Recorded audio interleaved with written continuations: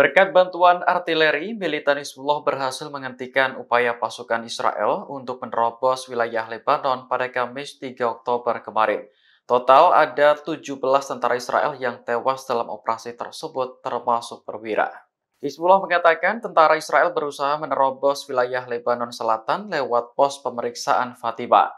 Namun upaya tersebut digagalkan berkat tembakan artileri. Israel hanya mengakui satu tentaranya tewas akibat serangan tersebut, sehingga total pasukan yang terbunuh sejak Perang Darat Lebanon menjadi 9 personel. Sementara itu, serangan udara Israel terus menargetkan berbagai kota di Lebanon. Pada hari yang sama, jet tempur Zionis menyerang pusat intelijen Hizbullah yang berlokasi di Beirut. Tidak ada informasi lebih lanjut terkait dampak serangan maupun korban jiwa. Namun pada Jumat 4 Oktober pagi, Israel menjatuhkan bom di dekat Bandara Internasional Beirut. Serangan ini menargetkan pejabat senior Hizbullah Hashim Safieddin yang disebut-sebut sebagai calon pengganti Hasan Nasrullah.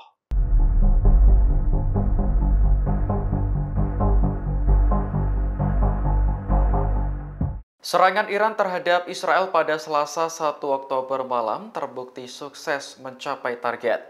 Salah satu target yang terdampak adalah pangkalan udara militer Nevatim di Israel Selatan. Citra satelit terbaru yang dirilis Planet Labs memperlihatkan lubang besar di atap hanggar pesawat. Lubang ini mengindikasikan kerusakan akibat rudal yang diluncurkan Iran. Mengutip laporan The Times of Israel, Nevatim adalah rumah bagi pesawat tempur F-35.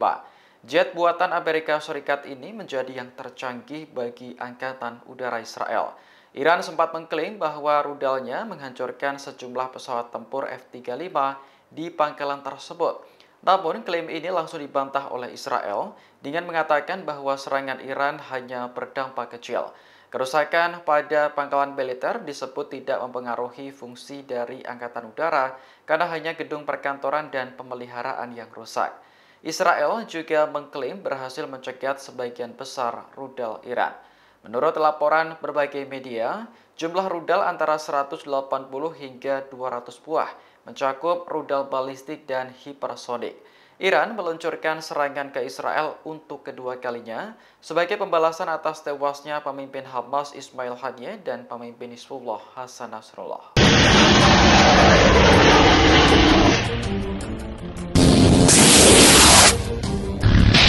Untuk pertama kalinya, perlawanan Islam di Irak menyerang wilayah Israel menggunakan drone canggih. Serangan ini merupakan balasan atas tewasnya pemimpin Hizbullah Hasan Nasrullah. Video yang dirilis kelompok perlawanan pada Rabu 2 Oktober memperlihatkan para pejuang memegang foto Nasrullah. Di depan mereka ada sebuah drone berwarna hitam yang ditempeli bendera Palestina. Kelompok perlawanan masih belum merinci nama serta kehebatan dari senjata tersebut. Namun drone hitam ini baru pertama kali digunakan untuk menyerang posisi Israel di selatan.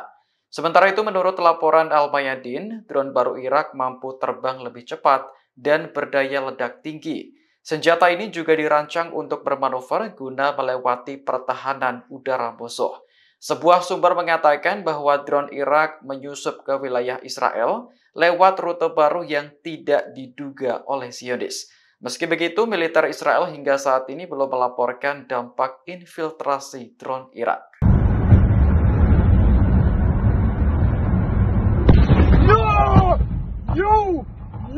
Rudal Iran yang diluncurkan ke Israel pada Selasa 1 Oktober malam menghantam jalanan di Tel Aviv.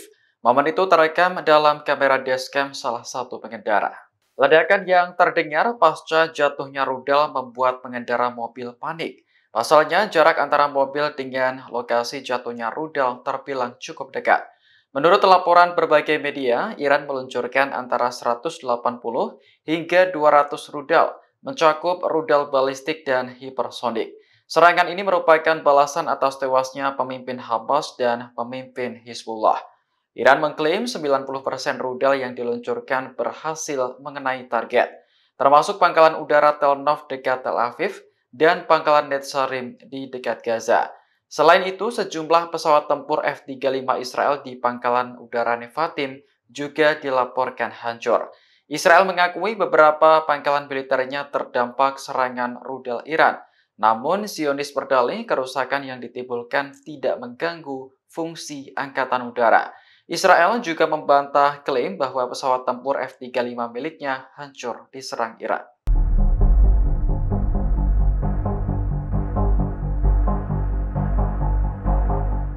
Duta Besar Rusia untuk Israel, Anatoly Viktorov, telah mendesak warga Rusia untuk segera meninggalkan Israel. Desakan ini muncul setelah Iran menembakkan 180 rudal ke Israel pada Selasa 1 Oktober malam. Berbicara kepada kantor berita TASS, Viktor mengaku khawatir dengan peningkatan eskalasi di Timur Tengah. Ia tak ingin warga Rusia yang tinggal di Israel terancam, apalagi menjadi korban serangan. Oleh karena itu, Viktorov mendesak warga Rusia untuk segera meninggalkan Israel selagi penerbangan reguler masih tersedia. Di sisi lain, sejumlah maskapai penerbangan Rusia juga telah membatalkan penerbangan di atas Israel, Iran, dan Irak awal pekan ini. Serangan rudal Iran bahkan membuat pesawat tujuan Doha yang membawa wakil Perdana Menteri Rusia berbalik arah.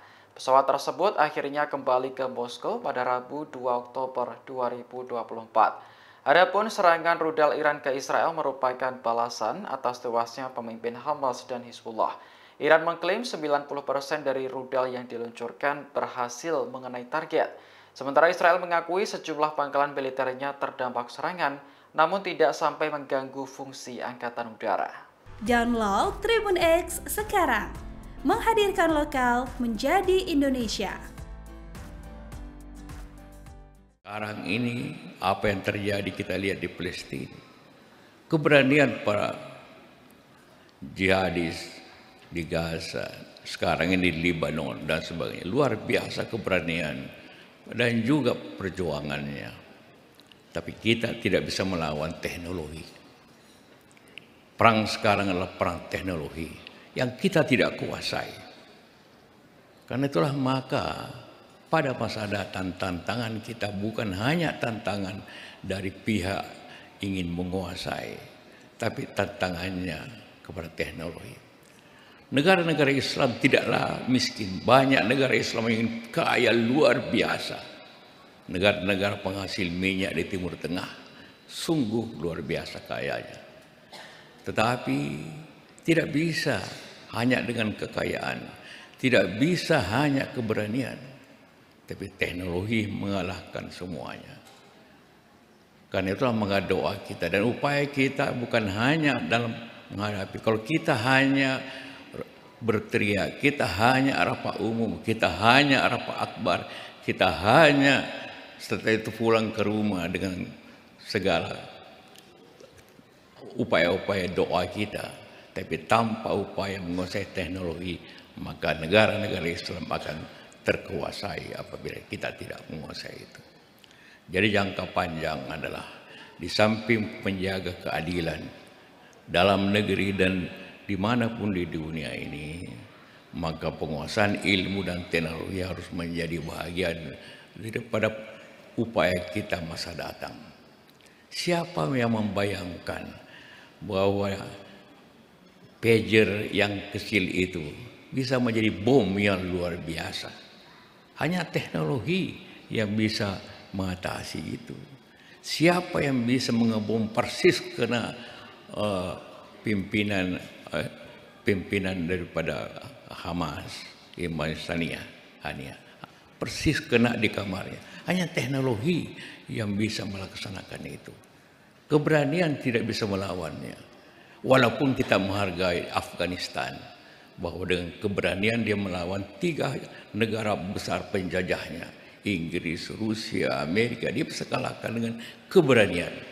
Jadi keberanian, penguasaan teknologi, keadilan, itulah yang dapat menjadikan dunia lebih damai. Apabila kita terkebelakang. Tapi semua itu juga didasari kemampuan ekonomi. Tidak ada negara yang punya teknologi yang lebih tinggi apabila ekonominya tidak. Jadi semua masalah ini saling terkait. Tidak bisa hanya kita katakan, mari kita perang, beli senjata, tidak. Semua terkait kemampuan ekonomi satu negara, pendidikannya yang kuat, teknologinya dia kuasai, kemampuannya untuk berperang, dan keadilan bangsa dunia inilah yang dapat mengatasi, menjadikan dunia ini lebih baik. Karena itulah khususnya bagi kita semua bangsa ini, Majelis Ulama dan kita semua, untuk turut serta dalam memajukan bangsa ini dengan penguasaan ekonomi, memperbaiki keadilan bangsa ini yang sangat timpang. Indonesia ini salah satu negara yang sangat timpang ekonominya dibanding dengan bangsa-bangsa lain. Karena itulah kita harus perbaiki. Kita tidak bisa hanya berkumpul di sini, berteriak di sini, mari kita ini hidup Palestina, hidup orang, tidak bisa. Netanyahu tidak peduli semuanya. Yang bisa mengalahkan itu hanya kemampuan teknologi. Saya katakan, yang bisa menghentikan perang di Palestina hanya 3 orang di dunia ini.